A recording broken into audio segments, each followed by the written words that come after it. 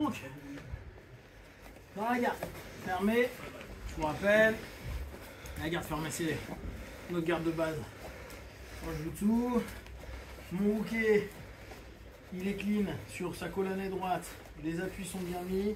Un contrôle au niveau de la hanche, qui peut être ceinture ou bas de gui. Ça peut être à l'intérieur là, voilà. Ça c'est vous qui voyez. Ici, c'est pas ouvert. Pour pas que trop facilement je lui déstructure le corps. Il est bien là et ça permet d'être dans un modèle où c'est dur pour moi de remonter. Faire toujours attention à une chose, c'est que là par exemple, je pense qu'il dépasse un tout petit peu mon plexus et ça peut être potentiellement un danger parce que là il est au niveau de mal. Okay, c'est pour ça que souvent on dit plexus un peu plus long. On ne tend pas le bras, on est tout au bas. Si on dépasse le plexus, on crée un danger potentiel en plus, qui est le J. Ok. Donc, ok. Tout le monde a pu tracer les jiu-jitsu, donc on revient pour les tout noobs. Le escape, ça sera fait que pour les noobs. Les autres, on va directement passer sur le renversement. Je rappelle, mon kumikata à moi, colle, soit au niveau du gui, soit en pocket. Je rappelle le pocket. Doigt à l'intérieur, soit doigt à l'extérieur, mais qui ramène le but sur les doigts. Pas ça. Là encore, c'est ce que je disais mardi.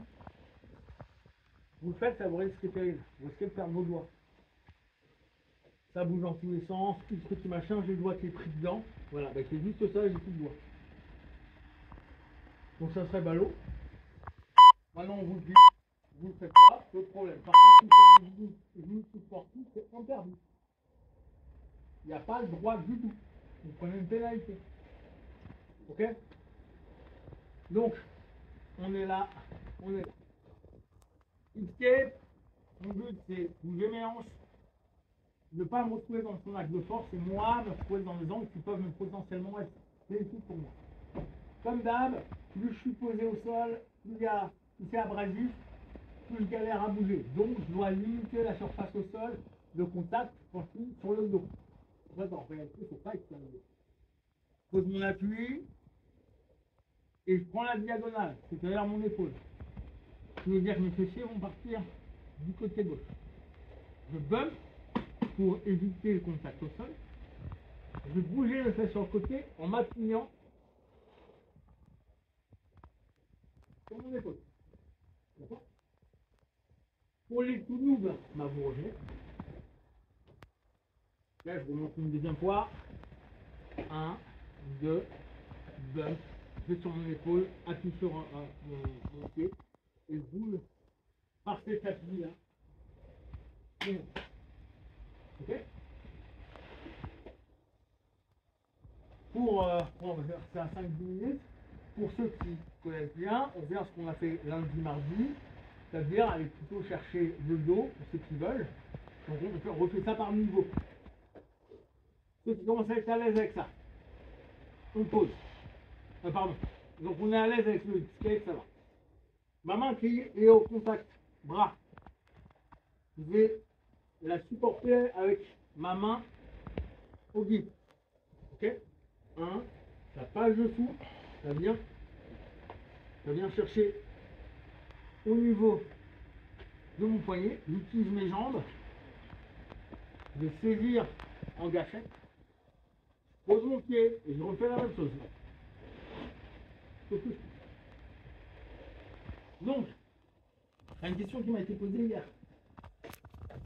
Cette posture-là, elle est intéressante sur du combat non sportif. Type du combat en MMA ou dans la rue. Pourquoi? Parce que là, je suis bien pour taper sans rien manger.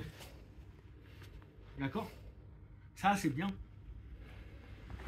Éventuellement, on peut même revenir là. Ça, c'est très bien. Pour la rue, pour le MMA, interdiction de taper là. Donc, on va se démerder d'une manière vidéo. C'est pour ça que moi, je préfère maintenir là. Là, on a vu le truc.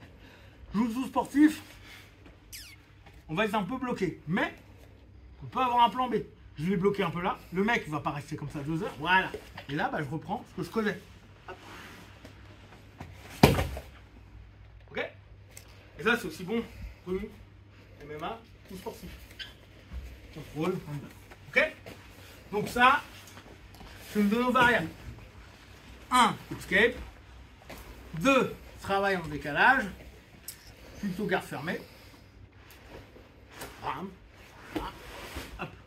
3, bah à la place de rester là, je vais en fait l'insérer à l'intérieur. Ok. Là, à partir du moment où j'ai remonté mon corps, je vais aller prendre au niveau de l'aisselle. Ici, c'est plus une priorité. Donc je peux switcher avec ma main au sol. Comme ça, je suis calé. Et je retrouve un axe de force. Je reviens. Je repasse. Crochet. Seatbelt, hein, ceinture sécurité. Je colle bien ma poitrine. Et je retire en diagonale. Reste collé. Viens chercher. Je croise pas. Pour les jiu-jitsu sportifs, toujours là, pour valider les points. Après, vous croisez si ça vous fait plaisir. Ou vous pouvez partir en body lock si ça vous fait plaisir. Pas de problème. Mais validez vos points. Attendez de voir l'arbitre faire. Paf. Et là, vous bougez. Ok? Pour MMA à rue, oui, on sait très bien qu'il y a une clé qui peut faire mal et tout, mais sur un laps de temps où on occupe le gars avec ça, je vous assure, il ne pense pas tout de suite à nos jambes. D'accord? Ça, là, ce tape-là, il n'a pas envie. D'accord? Rue, on tape le moins possible, on endort le plus rapidement possible. Donc, on peut taper les côtes, au pire, il baissera, et après on attaque. Ok? On fait ces 3 variantes là, ça va pour tout le monde? Ok, Jimmy.